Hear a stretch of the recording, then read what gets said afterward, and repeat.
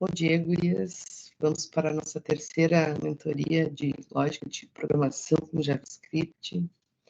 Hoje o nosso assunto é condicionais. Esses assuntos que a gente está vendo não são tão estranhos para vocês, né? Porque na trilha 1 a gente comentou um pouquinho, na trilha 2 a gente falou um pouco mais, né? Aprofundou um pouco mais. E aí agora na trilha 3 a gente vai trabalhar só com JavaScript, né? Só com a lógica e com os operadores, né? Com os comandos que a lógica tem, para fixar mesmo, né? Para vocês treinarem mais. Pensando agora mais no back-end, um pouquinho de back-end, né? A gente está saindo da parte do front. A trilha 1 foi o básico do front-end, a trilha 2 a gente aprofundou um pouco mais, e agora na 3 aqui a gente começa, né? Sentir o cheiro do back-end lá, né? Começa a criar algumas lógicas que acontecem por trás, né? Do que a gente enxerga, do que o usuário enxerga no site. Então, e como eu já falei, né? A gente aprender a lógica, ter um embasamento consolidado da lógica, a gente pode fazer qualquer coisa, a gente pode resolver qualquer problema, né? Tendo a lógica clara na mente. E se vocês pararem para pensar depois no final da trilha, vocês vão ver que muita coisa se repete, né? O que vai mudar é a forma que vocês vão montar as coisas. Os comandos, né, que a gente vai ver no decorrer da trilha, vocês vão ver que não são muitos, são os condicionais, que são 2 ou 3, depois tem os laços de repetição, e alguns métodos prontos já, que o JavaScript traz para a gente, que é só a gente encaixar nisso que a gente já está vendo agora. Mas do início ao final a gente vai ficar vendo variáveis, vai trabalhar com operadores, vai trabalhar com esses condicionais que a gente vai ver hoje, vai trabalhar com laços de repetição que a gente vai ver mais adiante, e assim por diante. Então, hoje a gente vai falar dos condicionais, né? Quando a gente fala a palavra condicional, notem que eu estou trazendo para o português aqui, né? Que eu falo em português. Todas as linguagens de programação, elas são em inglês. Então, por isso que lá no código não tem português, né? Tá tudo em inglês. Mas na hora de falar com vocês, eu falo em português algumas coisas. É só para chamar atenção, vocês vão entender. E o comando condicional é o if else, que é o se, então, em português, né?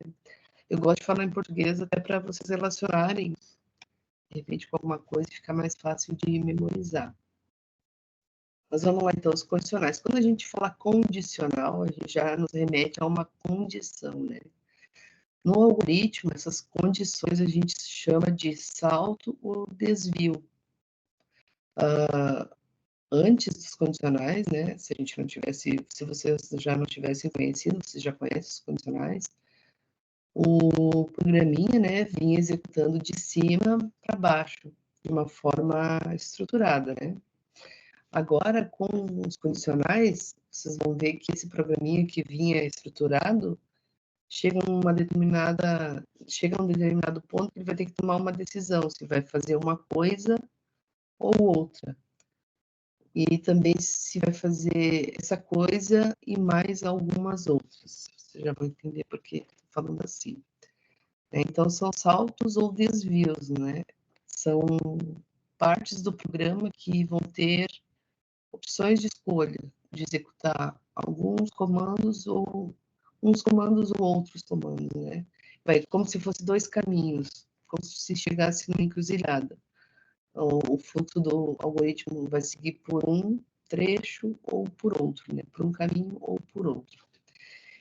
Então, e se o sistema tiver várias opções de execução, né? Que é nesse sentido que a gente usa os condicionais. Eu tenho mais de uma possibilidade para o mesmo dado, para a mesma coisa.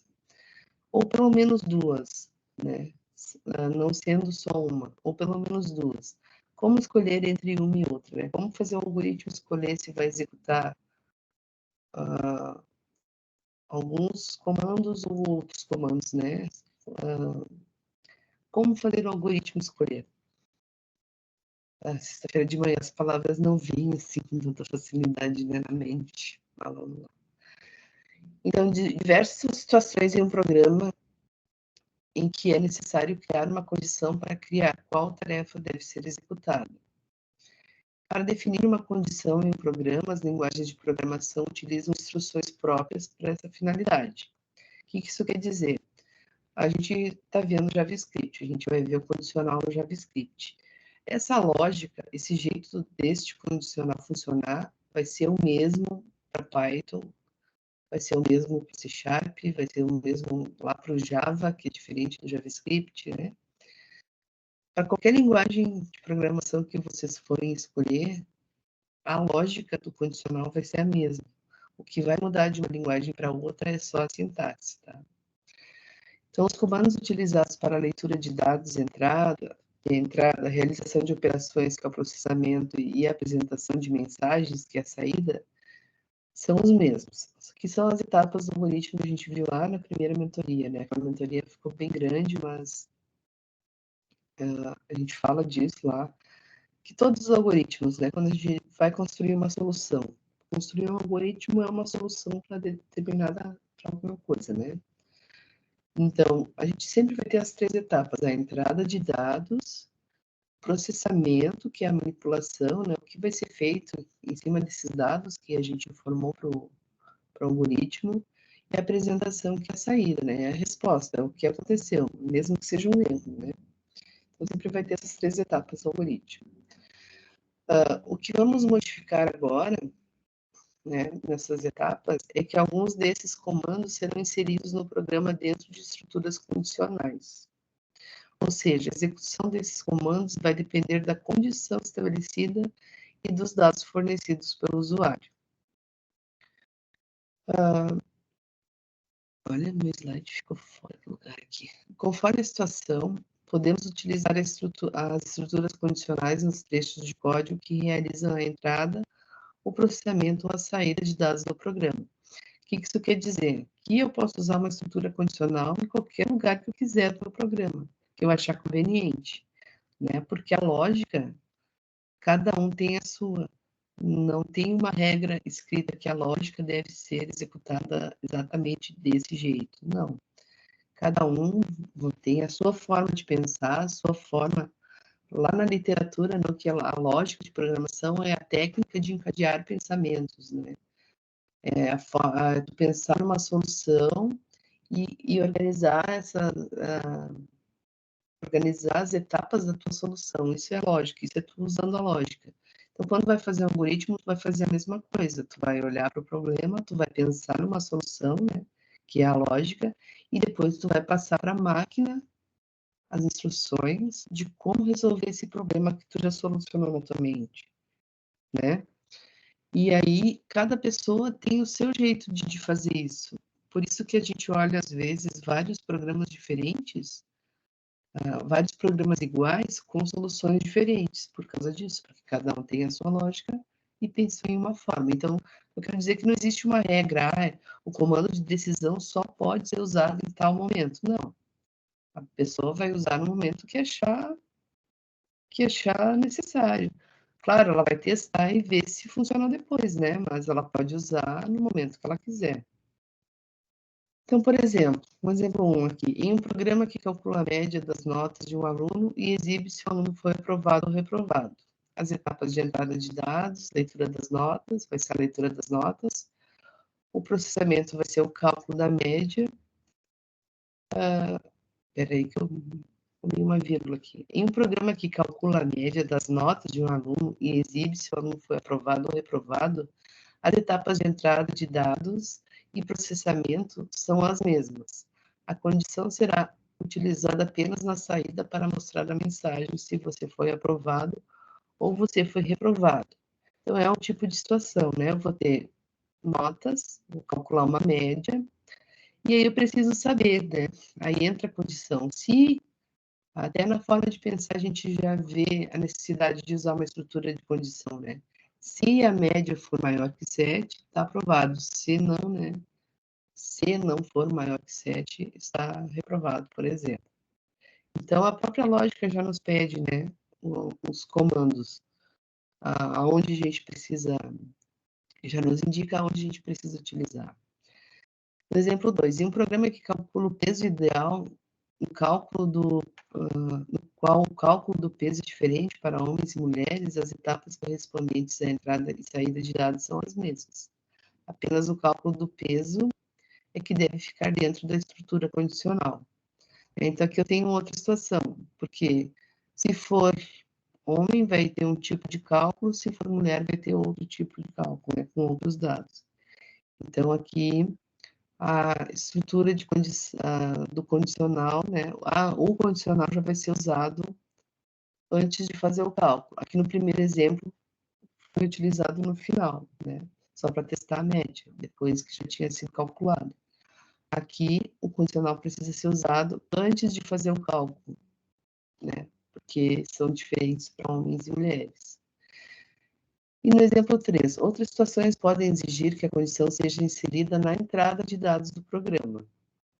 Em uma rotina de cadastro, realizar a leitura do número do cartão, caso o cliente possua um determinado convênio, é um exemplo tradicional para a situação.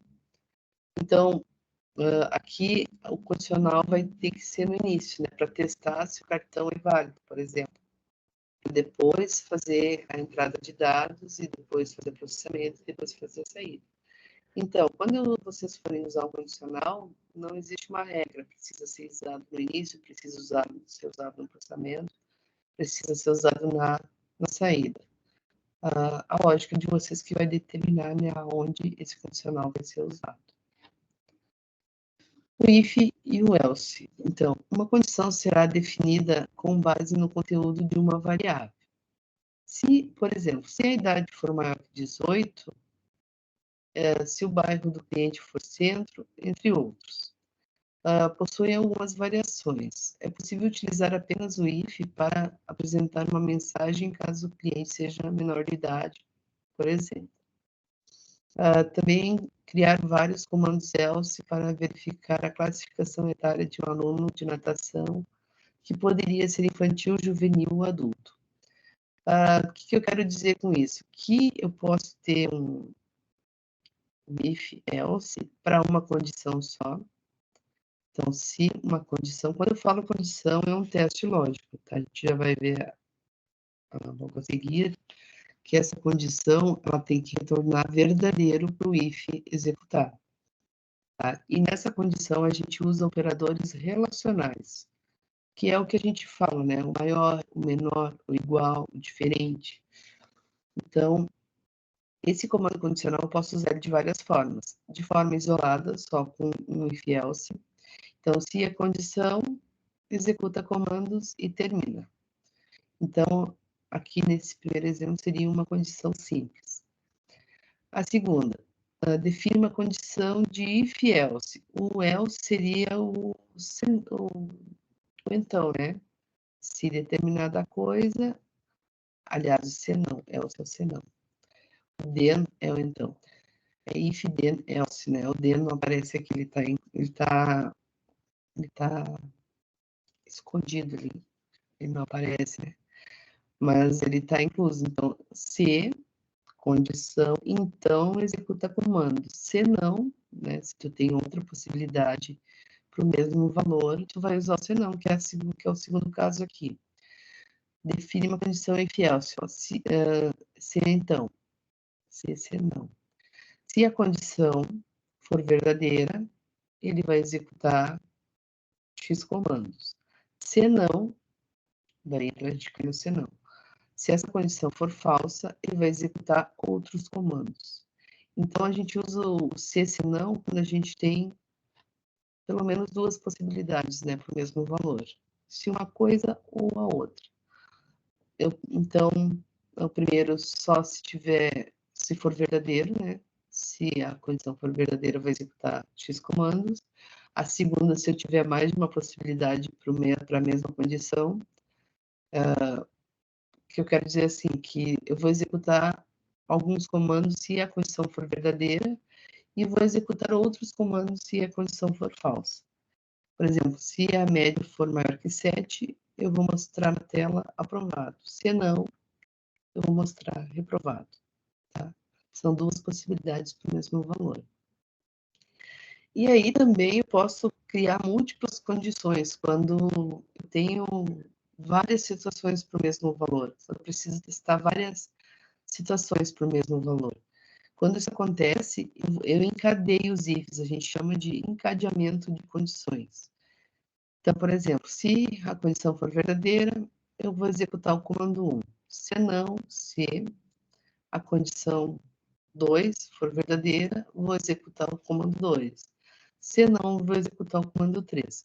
Mas eu posso ter mais situações aqui. Por exemplo, imagina que eu peço para o usuário digitar um número e testar se esse número peço para o usuário digitar um dia da semana, né, em formato de número. Se for 1 é domingo, se for 2 é segunda-feira, 3 terça e assim por diante. Então, olha quantas possibilidades para um mesmo número, né? Eu tenho que testar se o número for igual a 1, se o número for igual a 2, igual a 3, 4, 5, 6 e 7. Então, nesse tipo de situação, quando eu tenho muitos testes para o mesmo valor, eu vou usar um if encadeado. Tá? Então, quando houver apenas um comando que pertence à condição, o uso das chaves não é obrigatório. Contudo, para facilitar a compreensão, recomenda-se utilizar as chaves em todas as ocorrências da estrutura condicional de um programa. Quando eu tenho a primeira situação aqui, não necessariamente eu vou precisar usar as chaves, mas é melhor a gente usar para a gente saber quais comandos, né, fazem parte daquele bloco do if. E deixar mais organizado até para a gente olhar depois, tá? E evita erros também, né? Porque assim, quando eu tenho apenas um comando depois do if, a linguagem sabe que é para testar e executar aquele comando. Quando eu tiver mais de um comando dentro deste if, se eu tivesse 2 comandos aqui, ele executaria apenas um e o outro já faria parte de outra parte do programa. Não estaria condicionado ao if. Então, por isso é recomendado usar as chaves. O Visual Studio, ele te dá erro, né? Ele fica chiando ali que falta chave, já fica te avisando. É só uma curiosidade, né? Que a gente tem essa possibilidade, mas não é recomendado de se fazer. E aí, para aquelas condições que a gente estava falando ali para o if executar, né? O if só executa se ele for verdadeiro. Quem vai executar quando a condição for falsa vai ser o else. Então, para definir as condições utilizadas nas estruturas condicionais, deve-se fazer uso dos operadores relacionais. Esses operadores vocês devem ter visto lá no ensino médio, ou de repente na faculdade em matemática instrumental, nem sei se vocês têm essa disciplina, mas enfim, na matemática, né? Quando inseridas em um programa, cada comparação deve retornar verdadeiro ou falso. Então, a gente tem os operadores relacionais que são 2 iguais, que é a igualdade, retorna verdadeiro caso os dados contenham o mesmo conteúdo. Né? Quais dados? Os dados que estão de um lado e os dados que estão de outro. Eu vou mostrar um exemplo depois para vocês ali. Quando eu uso operador relacional, eu preciso ter 2 valores para serem comparados. Tá? Então, por isso que eu vou testar se um valor é igual ao outro, se um valor é diferente do outro, que é o ponto de exclamação igual, se um valor é maior que o outro, se um valor é menor que o outro, se um valor é maior ou igual a outro, esse maior ou igual é diferente só do maior, né? Assim como o menor igual também é diferente só do menor. Então, existem ainda os símbolos de 3 igualdades, né? Que é o estritamente igual e o estritamente diferente, que é o ponto de exclamação e 2 iguais. Eles comparam também o tipo do dado em análise. Eles comparam se o valor do dado é igual e se o tipo do dado também é igual. Então, por exemplo, aqui, nesse amarelinho aqui embaixo, o 5, entre aspas, é um caractere, é uma string, desculpa, é caractere também, né? É uma string. Está comparando com o 5, com o número 5 inteiro, né? Ele vai retornar falso, porque o 5 é diferente do 5 inteiro. Os valores são iguais, é 5, mas o tipo é diferente, né? O primeiro 5 é caractere, é string, e o segundo é tipo inteiro. Então, como num if, né? Se eu fizesse esse tipo de teste, ele retornaria falso, os tipos não são iguais. Temos também, para a gente juntar os testes, né? Porque ali no IFIEL, a gente pode ter mais de uma situação para testar, né? Eu preciso, às vezes, testar vários valores dentro de uma mesma condição. E eu já vou mostrar para vocês um exemplo. Então, nesse tipo de situação, eu tenho os operadores lógicos para unir os testes, né? Eu preciso testar, por exemplo, que um valor é maior que 10 e menor que 10 e maior que 5. Quero que fique nesse intervalo, né? Tenho dois testes que vão ficar dentro da mesma condição. Então, se o número for menor que 10 e maior que 5, escreva olá, por exemplo. Então, são dois testes, né? O menor que 10 e o maior que 5. Então, para juntar os testes, quando eu preciso juntar esses testes, eu tenho esses operadores lógicos. Eu tenho o NOT, que indica a negação, que inverte o resultado de uma comparação. Então, quando eu tiver um ponto de exclamação na frente de um teste, ele vai inverter o resultado. Se eu fizer um teste assim, se o número é maior que 10, se isso deu verdadeiro, e aí com o NOT, aí fica assim, o NOT abre parênteses e o teste dentro. Então, o NOT vai negar tudo que tiver dentro dos parênteses. Ele vai inverter. Se o teste deu verdadeiro, o NOT vai mudar para falso. Se deu falso, o NOT muda para verdadeiro. Eu tenho um operador E, que é o AND, né? Indica a conjunção. A gente usa muita teoria de conjunto também na informática, né? Retorna verdadeiro quando todas as comparações forem verdadeiras. Então, pelo operador E, eu posso ter 10 testes, né? Vocês entendem quando eu falo teste, né? Se o 10 é maior que 5, se o string 1 é igual ao número 1, vários tipos de situações, vários tipos de testes. Se eu tiver esses 10 testes e 9 forem falsos, aliás, pelo E, se 9 forem verdadeiros e um falso, e o operador unindo eles, todos eles vão falhar. O E, ele me garante a verdade. Ele me garante que todo o conjunto de testes seja verdadeiro. Só vai ser, o resultado total dos testes só vai ser verdadeiro se eu usar o operador E, né? Então, o E vai me garantir a verdade. Só retorna verdadeiro se tudo for verdadeiro. O operador OU também faz a junção de testes, né? Só que pelo OU, se eu tiver 10 testes, 9 falsos e 1 verdadeiro, ele vai dar como resultado geral, final, aliás, o resultado como verdadeiro. Porque pelo OU, se aparecer pelo menos um teste verdadeiro, ele valida toda a equação de testes. Então, o OU não me garante uma verdade, né? Eu uso o OU quando pode ser uma coisa ou outra, quando tanto faz. E o E não. Quando usar o operador E, ele vai me garantir a verdade, porque só vai retornar verdadeiro quando todos os testes forem verdadeiros. Aqui eu tenho um exemplo de ifs encadeados, mas eu vou mostrar para vocês aqui no Visual Studio. Esse aqui vocês podem testar depois, né, copiar do material e testar no Visual Studio, que é o uso dos ifs encadeados. Então, o que eu tenho aqui, só para a gente dar uma olhada, né? Esse aqui eu não vou executar outro para mostrar para vocês. Então, como a gente falou na mentoria passada, a gente vai sempre desenvolver a lógica integrada no HTML, né? A gente não vai deixar o HTML de lado. A gente vai construir os scripts pegando os valores que o usuário vai fornecer na interface lá pelo HTML. Então, por isso que aqui eu tenho o body. Tem um H1, né? Um input dentro do P. É uma curiosidade, né? Só para vocês verem que não necessariamente eu preciso ter um input dentro do form, eu posso usar um input dentro de outro lugar também. Tem outro input aqui para pegar a nota, o nome do aluno, a primeira nota, a segunda nota e a segunda nota. Depois eu tenho um botão que vai ser, que no momento que eu clicar nele, ele vai exibir a média e a situação do aluno. Então, esse botão aqui, notem que todos eles têm um ID, né? Só para a gente lembrar a mentoria passada. Todos eles têm um ID. Esse input é do tipo texto e tem um ID nome. A nota também tem um ID nota, a segunda nota também tem um ID.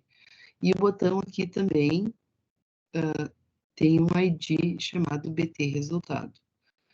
Eles têm esse ID porque eu vou usar o ID para pegar os valores que o usuário digitar no front e também depois para mostrar esses valores na tela, né?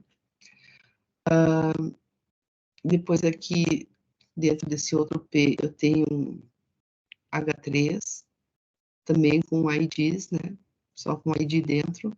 Quando eu faço esse tipo de coisa, o H3 é ID Alt Média. É para eu abrir um espaço no meu front para mostrar uma informação, né? Para mostrar a informação que o JavaScript vai executar, que a lógica que eu coloquei lá no meu script vai executar. Então, aqui eu tenho dentro do meu body ainda, eu estou chamando o meu script if else JS. E aí, lá no meu arquivo JS, eu vou calcular a média, né? Então, primeiro eu crio a referência dos elementos na página. Então, eu vou criar uma variável chamada inNome, que vai receber pelo método document_get element by ID, é muito difícil de falar, que vai receber o ID inNome. Quem é o ID inNome? É o ID do input que está recebendo o nome lá do aluno no meu front, né? Então, essa variável inNome vai receber o valor que vai ser digitado lá no input do meu front. Assim, a mesma coisa para a nota 1, a mesma coisa para a nota 2. Aqui eu tenho um var alt situação, que vai mostrar a situação do aluno, e a média, que vai também mostrar a média na tela. Fala, Miriam. Rafa, consegue aumentar um pouquinho a letra para a gente? Eu não enxergo. Pois é, aqui no Teams eu não vou Acontece, conseguir. não? Eu não vou conseguir Depois aumentar no aumenta. Teams. Esse aqui é o máximo. Deixa eu Tá, ver Jorge? aqui se. Não tem problema. Não, depois a gente se vira.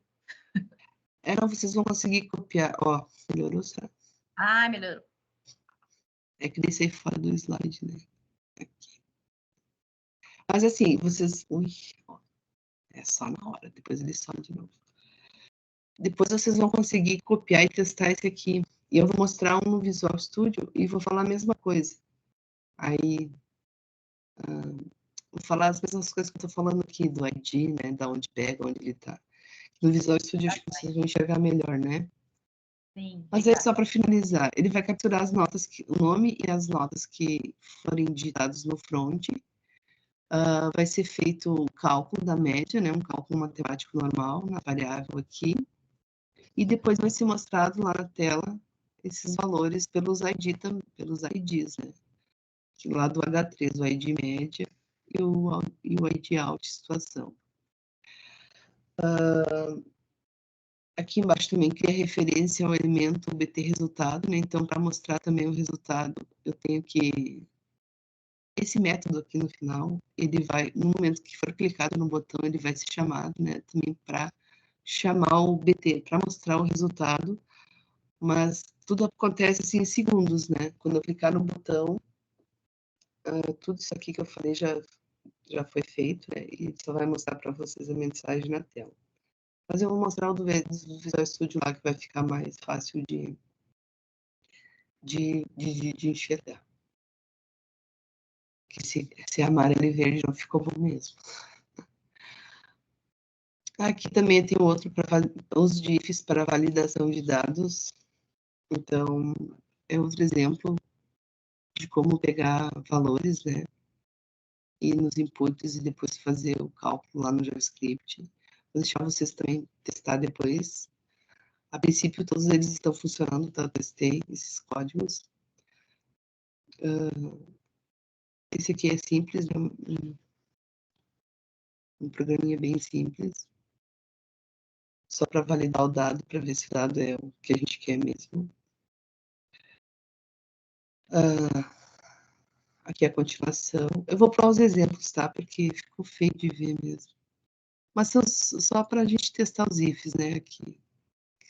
Aqui é o front-end do produto, do exemplo, né, que vai capturar os dados. E aqui a lógica, e aí aqui os ifs, ó, só para comentar dos operadores. Deixa eu tentar montar isso aqui. É que o slide, quando eu amplio, ele some da tela. Mas naquele if, por exemplo, dos operadores lógicos que a gente estava comentando. Aqui eu tenho a entrada dos dados, né? Estou pegando os dados pelo getElement by ID. Estou colocando nas variáveis. E aqui, ó, se o nome, aí eu começo a testar, né? Se o nome for igual a vazio, que é o teste de validação para ver se a pessoa digitou o nome. Ou, aí eu tenho os dois pipelines aqui que indicam o operador lógico ou, né? Ou o masculino sendo igual a falso e o feminino sendo igual a falso. Então, notem que aqui eu tenho dois testes mais internos e depois um teste mais externo. Não sei se vocês conseguem ver. Se o nome é igual a vazio, ou aí dentro desse ou, antes de executar o ou, eu tenho um outro parênteses, né? Pela regra da matemática, eu tenho que executar tudo que está dentro do parêntese mais interno, lembra? Então, primeiro resolvo se é masculino e feminino, se o masculino é igual a falso e se o feminino é igual a falso. Então, eles não podem ser falsos, eles têm que ser... aliás, eles têm que ser falsos, né? Eles têm que ser igual a falso obrigatoriamente, porque eu tenho o operador e aqui. E depois, esse resultado desses dois testes, eu vou comparar com o nome. Então, aí eu vou usar um ou. Por quê? Porque tanto faz se o nome é masculino ou feminino. O que esse teste tem que fazer? Tem que ver se é masculino e feminino, né? Se valida para masculino e feminino, e depois testar se a pessoa digitou o nome. Não sei se vocês entenderam. Sim? Ou mais fácil aqui embaixo, né? Mas menos complicado. Mas aqui é para ver se a pessoa digitou um nome válido, né?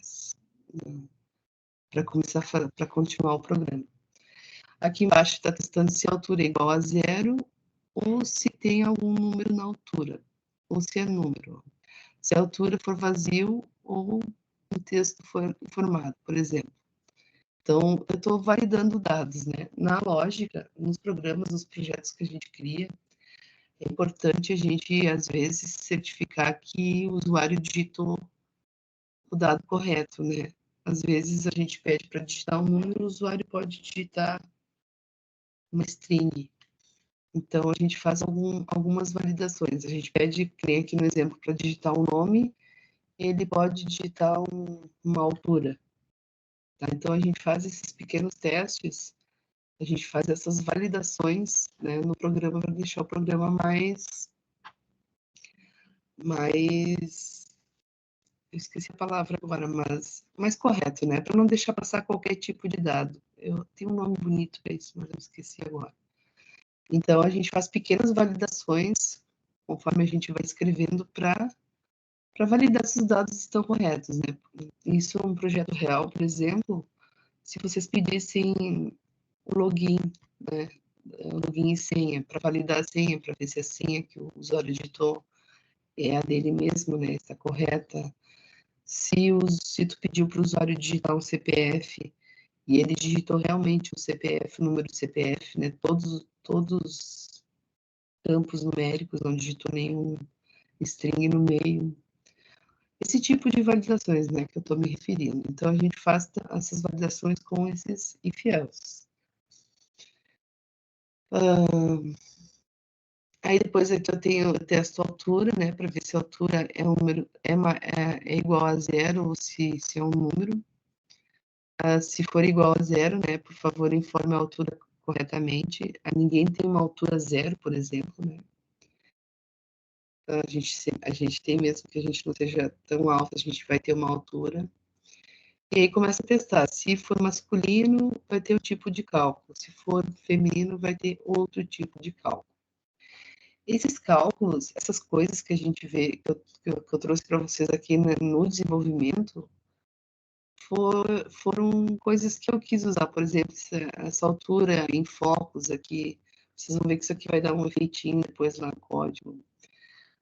Vai ficar o cursor piscando, mas isso aqui são coisas que eu, Rafaela, já conheço e quis usar, tá? Se vocês fizerem isso de forma diferente, em uma ordem diferente, não tem problema.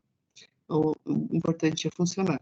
Claro que a gente tem hoje em dia aí o Clean Code, que é o quanto menos tu escrever, melhor. Então, o ideal é que a gente escreva uma lógica curta e limpa, né, com pouco código. Mas tu pode, se tu não conseguiu te adaptar no Clean Code, tu pode escrever uma lógica maior, né, que vai fazer a mesma coisa que uma lógica menor.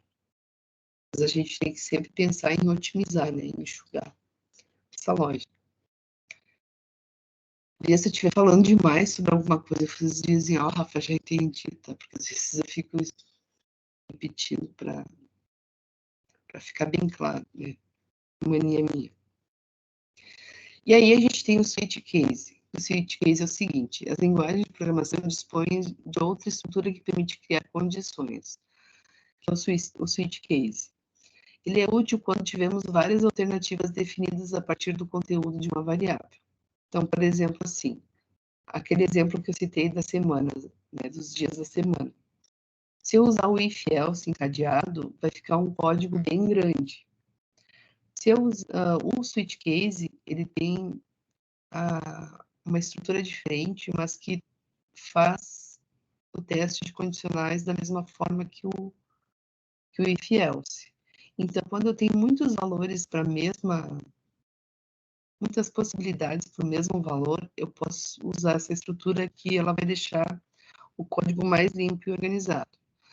Por exemplo, aqui eu tenho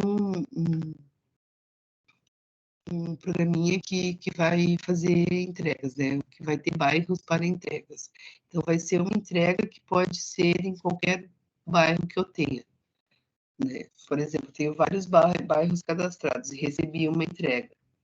Essa entrega pode ser em qualquer bairro. Então, eu tenho que testar para ver em qual bairro essa entrega vai ser.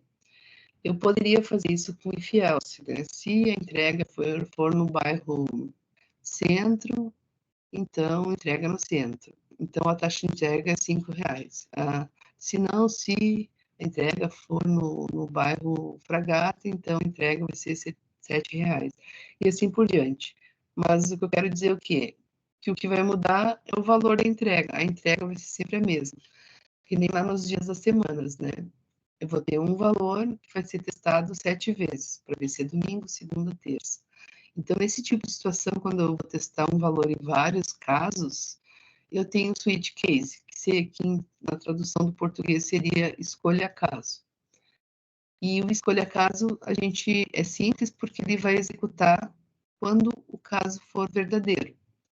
Quando o caso falhar, ele vai pular para o próximo. Então, assim, se aqui no switch aqui, se o primeiro caso for verdadeiro, ele já nem testa os outros, ele já termina o programa. Isso dá um pouquinho mais de rapidez também, né? Se eu tiver o if else encadeado, ele deu verdadeiro, ele vai executar. Mas se a primeira não for verdadeira, ele vai percorrer toda aquela estrutura, né? E o código vai ficar mais extenso. A lógica não fica tão clara, né? Então, nesse tipo de situações, eu uso o switch case. Se eu fosse olhar internamente, ele também seria um if else embutido, né? Mas a lógica fica mais simples e mais clara, eu só escrevo os casos, né? Se fosse os dias da semana, a pessoa digitaria um número, né? E cairia nos casos. Caso 1, eu escreveria domingo. Caso 2, segunda. Caso 3, terça. Caso 4, né? Bem melhor do que eu escrever se o número for igual a 1, então escreva domingo. Se não, se o número for igual a 2, então escreva segunda-feira e assim por diante, tá? Então, é uma estrutura que vem para enxugar o if else. Depois, o JavaScript também usa um operador ternário. que é uma forma mais enxugadinha ainda da gente escrever um if. Então, existe ainda mais uma forma abreviada para criar as instruções if-else, conhecida como operador ternário, que são 3 operandos, ou operador condicional. Ele consiste em realizar uma atribuição para uma variável com base na análise de uma condição. Então, por exemplo, var categoria, se essa categoria for igual à idade maior que 18, então ela vai receber adulto, senão ela vai receber juvenil, que é equivalente a um if-else. Eu poderia escrever essa idade maior que 18, adulto, juvenil, no if normal. Então, se idade for maior igual a 18, a variável categoria recebe adulto, senão a variável categoria recebe juvenil. Eu posso concatenar tudo isso no operador ternário. Eu já posso atribuir a condição direto na declaração da variável. Então, se vocês olharem aqui, var categoria recebe, né? Quando a gente tem só um sinal de igual, é atribuição. 2 sinais de igual é comparação, né? De igualdade. Então, aqui eu estou dizendo que a var categoria vai receber, se a idade for maior ou igual a 18, né? Uma condição, como se fosse uma pergunta, que a gente responde sim, não. Essa categoria recebe adulto. Se a resposta for não, né? Se o teste falhar, a categoria recebe juvenil. Tá? Então, isso a gente chama de operador ternário. Enxuga bastante o código em algumas situações. Eu não consigo encadear só o operador ternário, né? Onde essas estruturas são utilizadas? As estruturas condicionais cumprem um importante papel no processo de construção de programas. Com as condições é possível, por exemplo, liberar ou negar acesso a uma área restrita de um site, validar o saque de um cliente em um terminal de caixa eletrônico, ou então exibir uma mensagem de você foi aprovado ou você foi reprovado. Eu vou dar uma acelerada porque eu vi que já são 10 para as 9. Né? Para definir uma condição em JavaScript, podem ser utilizados os comandos if, else ou switch case. Quando o número de opções, ou switch case, né, quando o número de opções for grande e baseado no conteúdo de uma variável, é recomendável utilizar o switch case. Os demais casos podem ser resolvidos com a estrutura condicional if, else. Então, só quando tiver muitas opções para o mesmo valor, eu vou usar o switch. Nos outros casos, eu vou usar o if, else. As condições são definidas a partir do uso de operadores relacionais, que é o igual, diferente, maior, menor, maior igual e menor igual. Cada condição deve retornar um valor lógico de verdadeiro ou falso. Então, de novo, o if executa quando a condição é verdadeira e o else vai executar quando a condição do if falhou. Algumas situações nos programas exigem que várias comparações sejam definidas. Para que uma condição seja definida a partir de 2 ou mais comparações, é necessário utilizar os operadores lógicos, né? Quando eu tiver mais de um teste dentro do mesmo if para testar, eu vou usar os operadores lógicos para juntar, que são o not, o end e o ou, né? Quando é necessário que 2 ou mais comparações sejam simultaneamente verdadeiras, deve-se utilizar o operador AND, porque ele só vai ser verdadeiro se tudo é verdade. E se com apenas uma comparação verdadeira a condição deve ser aceita, utilize-se o operador lógico. E aí, o final aqui dos slides vão ter pequenos exercícios para vocês desenvolverem. Todos usando if. São pequenos probleminhas, então. Por exemplo, escreva um programa que solicite ao usuário um número e verifique se ele é positivo, negativo ou zero. Então, quando vocês já virem aqui, né, o C, verifique se o número é porque vocês vão usar o condicional, né? Assim que a gente vai começar a definir, né, quais estruturas usar nos programinhas da gente. Então, eu coloquei aqui 1, 2, 3, depois aqui eu pulei a ordem. 1, 2, 3, 4, 5, né? 6, 7, 8, 9, 10. 13 no total. Mas são todos bem pequenos, né? Só para vocês trabalharem a lógica mesmo. E lá no final, alguns materiais, né? Para vocês darem uma olhada nos comandinhos aqui. Não coloquei nenhum vídeo nessa mentoria, mas vocês podem a qualquer momento ir lá no YouTube, né? E procurar por vídeos que explicam como funciona o if-else no JavaScript. E aí eu só queria mostrar o Visual Studio antes de terminar aqui rapidinho, que eu acabei me estendendo muito. Como é uma disciplina que eu gosto, e já trabalho há muito tempo com ela, na escola também, eu me empolgo na hora de falar. Vocês estão vendo o meu Visual Studio? Alguém me diz um sim aí. Sim. Sim. Que eu não vejo vocês. Então, aqui eu tenho um frontzinho, né? Simples, para calcular o IMC, para ver se a gente está acima do peso ou não. Então, eu tenho um script, né? Lembra um alertinha, né? Só para dizer que a página foi carregada com sucesso. Aquele front ali vai me pedir um peso.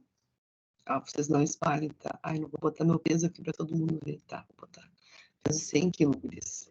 E tem 1,70 de altura. Então, vou calcular. Meu IMC é 34 e estou com obesidade, né? Estou assim, bem acima do peso aí, bem mais do que deveria estar. Então, como é que esse programinha fez aquele cálculo ali, né? Então, eu pedi lá no front, através do label, né? Anotem que eu não estou usando formulário aqui. Eu estou falando isso porque, às vezes, as pessoas acham que a gente, para usar um input, a gente obrigatoriamente tem que usar um formulário, né? Até que forme, mas não, a gente não precisa. Ela funciona sem o form. Aqui eu só quero capturar 2 valores, né? Então, eu só coloquei 2 inputs. Então, notem que cada input tem um ID, né? Que é como o JavaScript manipula o HTML através dos IDs, através de métodos, né? Usando o ID. E aqui eu tenho um botão que também vai chamar um método, que vai ter um método onClick, né? Um evento, aliás, desculpa, um evento onClick, que vai chamar uma função calcular IMC que está lá no JavaScript, tá? Que está onde? Peraí, que o nome não condiz ali, né? Tá. Então, esse aqui é só aquela parte que vocês viram, né? O meu frontzinho. Aqui eu tenho a minha função calcular IMC, que está sendo chamada aqui também no evento do botão. Dentro do meu JavaScript, eu vou criar as minhas variáveis que vão usar os valores que forem fornecidos lá no front. Como é que eu pego os valores lá do front? Eu vou pegar pelo método getLimitById, né, pelo ID peso. Se eu olhar aqui, meu ID é o peso para o peso e a altura para a altura. Então, estou pegando, né, o ID pelo ID peso, o valor, por isso ponto value. Aqui eu estou parciando para float, porque meu peso, eu botei meu peso redondo, mas tem pessoas que podem ser mais detalhistas. Eu peso 100,2, 100 quilos e 200 gramas, né? Por isso o float, tá? Então, isso aqui é um método que vai pegar um valor e vai converter ele para float, para depois colocar dentro da variável. Mesma coisa para os centímetros aqui. Vocês viram que eu botei 170 lá, né? Mas eu poderia botar, vou pegar de novo aqui, um 100, né? 100, e aqui 1,70, 1,7. Não, é 1,7. Para fonte, peraí. Aqui entra outro detalhezinho de JavaScript que é chato. 1,7. Agora sim, na entrada de dados eu não posso usar vírgula, porque a vírgula indica que eu estou separando alguma coisa, né? Eu não quero separar, eu quero deixar o mesmo valor. Então, eu tenho que usar o ponto. A vírgula deu 34, só que aumentou a minha... Foi para grave agora, né? Sinceramente. Mas tudo bem, porque ele pegou as casas decimais junto, né? Quando eu usei o 170, ele só deu 34 redondo. Aqui ele pegou mais, né? Quer dizer que eu já estou a caminho, assim, de... Enfim, nem vou falar muito isso, né? Então, peguei os valores que a pessoa digitou lá no front, coloquei nas variáveis, fiz o cálculo da altura aqui, converti para centímetros, né? Fiz o cálculo do peso dividido pela altura, vezes a altura, que é o cálculo do IMC. E aí criei duas variáveis para receber o valor, dependendo do if, né? De como o if vai classificar o meu IMC. Então, daí entram os testes, né? Aqui eu tenho ifs encadeados, né? Poderia ter usado um switch case também, porque eu estou testando o mesmo IMC para vários valores, mas às vezes também usar o if encadeado deixa mais claro para a gente enxergar o que está acontecendo. Então, aqui no caso, se o IMC for menor que 18, a magreza, né? Se for maior que 18, normal. Se for maior que 25, sobrepeso. Maior que 30, obesidade. E acima de 30, né? Ó, IMC maior ou igual a 30 e menor ou igual a 39, que isso quer dizer de 30 a 40, né? Vai ser obesidade 2. E acima de 39,9 vai ser grave.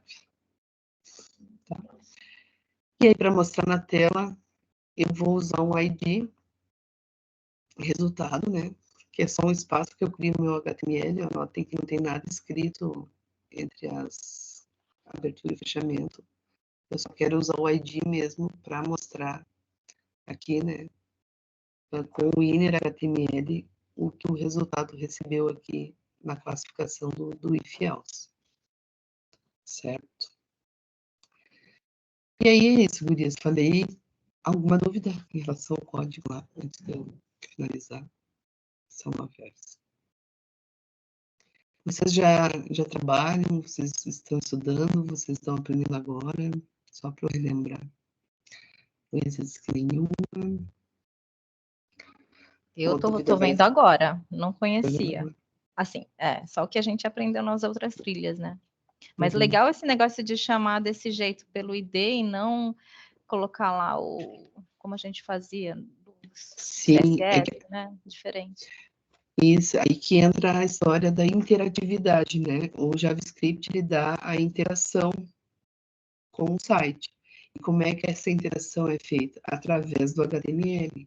Tem gente que diz, HTML é fácil, é só criar uma interface, é só montar a tela, né? Com HTML, mas não, o HTML é muito importante, a forma que ele foi estruturado, porque vai ser através do JavaScript que a gente vai depois mostrar as informações no site, né? Que vocês viram ali, essas informações dinâmicas, né? No momento que eu carrego o site, só está me pedindo peso e altura. E depois que eu clico no botão, surgem outras informações. Então, esse surgimento de informação é o JavaScript que faz, né?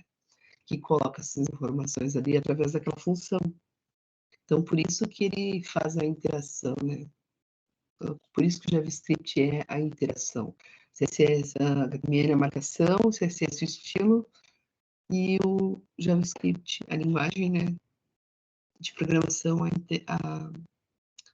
interatividade, né, do site.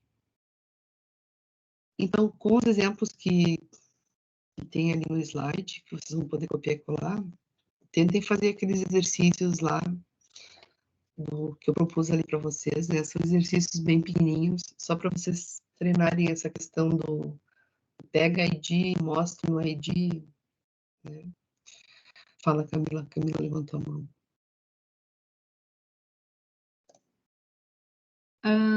Não sei se dá para me ouvir, que eu estou pelo trabalho, daí. Tá ouvindo? Mas eu só queria comentar que eu estou fazendo o curso, acho que é tipo um curso, né, que foi dado do link. Na primeira aula foi deixado o segundo link das atividades, da aula, do material. E, nossa, que curso bom, cara. Dá para entender muito bem. Eu tinha procurado vários cursos, mas aquele ali bem explicadinho, muito bem explicadinho. Estou aproveitando bastante, conseguindo entender bem melhor. Assim, já tinha pego para tentar entender outras vezes o JavaScript, mas dessa vez eu acho que consegui realmente, sabe? É legal que a gente vai descobrindo, assim, conforme a gente vai procurando, né, a gente às vezes acha alguém que a gente se identifique, que nem foi teu caso, né? Eu também já tinha feito vários cursos, mas às vezes a gente escuta uma pessoa, não, mas o que essa pessoa está falando, eu tô entendendo. E aí segue ela, né? Consegue acompanhar. E também lembrar, né, que vocês têm o primeiro desafio do Front-End Mentor. Lembram? Tá lá aberta Já a tô tarefa, né? fazendo já, viu, Rafa? Tá bom. Tô quebrando a Já cabeça. comecei, meu Deus, misericórdia. Mas assim, ó, Tô sofrendo. vocês têm que aproveitar o mentor deles. Vocês escrevem um pedaço do código, uma solução, vocês podem colocar lá e perguntar e fazer perguntas, né? Que os mentores de lá vão orientar vocês, aqui faz tal coisa, aqui faria melhor outra, né? Por Eu isso já que é recebi Front-End Mentor.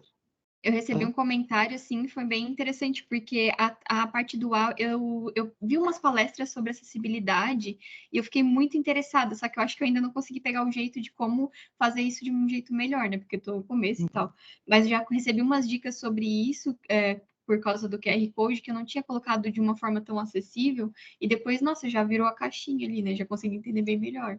Sim, essa ferramenta é muito boa porque eles respondem bem rápido, né? E eles dão dicas bem legais, assim, porque eles são pessoas que trabalham na área, né? Tem bastante experiência, então, que nem tu falou ali, um detalhe que tu não tinha percebido, ele foi lá, né, te falou, daí tu já acrescentou isso para ti, então agora no próximo tu já sabe como fazer.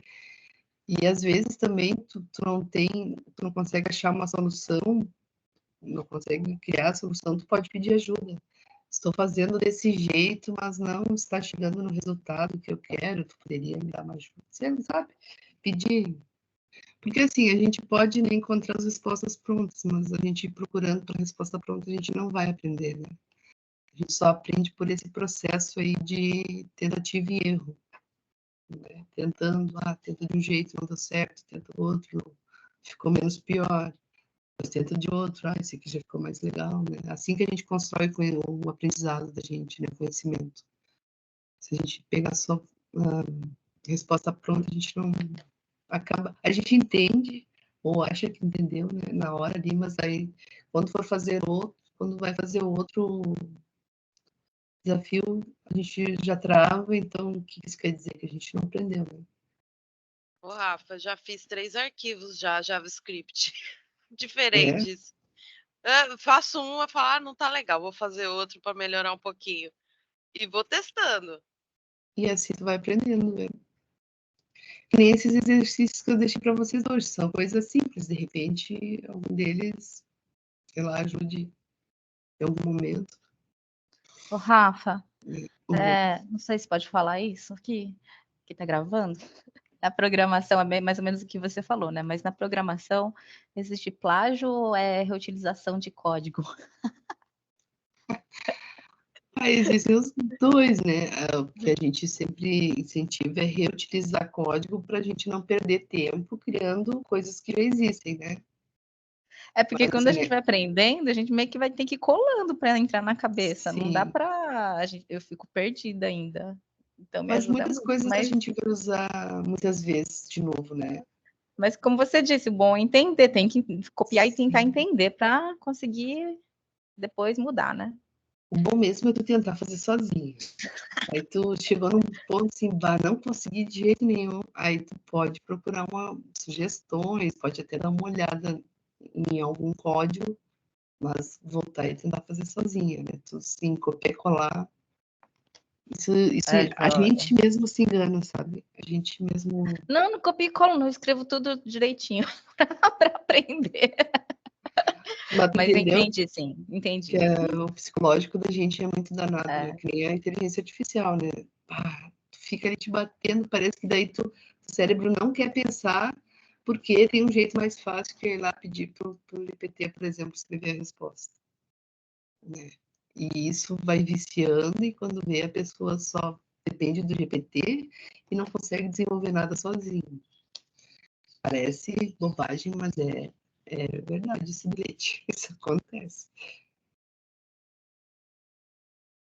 Sim, tem, a Luísa está falando que a gente tem livros também, né? Bastante livros. O livro sempre vai ser aquela informação oficial, né? Que nem a documentação oficial do MDM lá, do JavaScript. Né? A gente tem muitas informações espalhadas na internet, mas quando a gente quer uma informação segura, né? A gente tem os livros e tem a documentação oficial para procurar. Mas assim, cada um vai achar o seu jeito de aprender. Vocês viram que, não lembro agora se eu coloquei a trilha do HackRanker para vocês, coloquei, né? Aquela trilha também são testes, pequenos textos de código que você tem que criar para resolver alguns probleminhas, né? Então é uma forma, coloquei, são formas diferentes de resolver algoritmos ali. Ali tu não precisa escrever todo o algoritmo, né, no HackerRank. Tu precisa colocar só lógica, né? Só achar a lógica que vai resolver os probleminhas ali.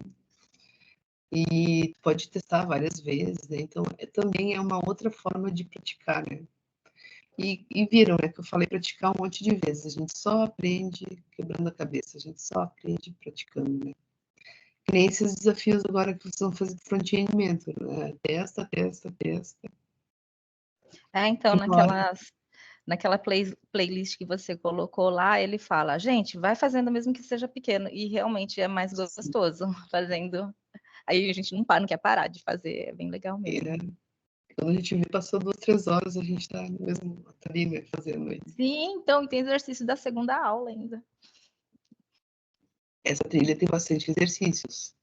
Tem assim, no decorrer dela tem bastante coisinha para. Claro que vocês não são obrigadas a fazer tudo, né, gurias? Mas quanto mais vocês fizerem, melhor para vocês. Né? Mais aprendizado. Isso. Mais alguma pergunta? Mais alguma coisa? Tudo certo? As dúvidas vão vir depois. Então, bom final de semana, gurias. Vamos sextar. Bom fim de semana. Tchau, meninas. Obrigada. Bom final de semana. Tchau, bom fim. Até a próxima. Beijo. Um beijo Tchau, a até. todos. Tchau. Tchau. Bom final de semana. Igualmente.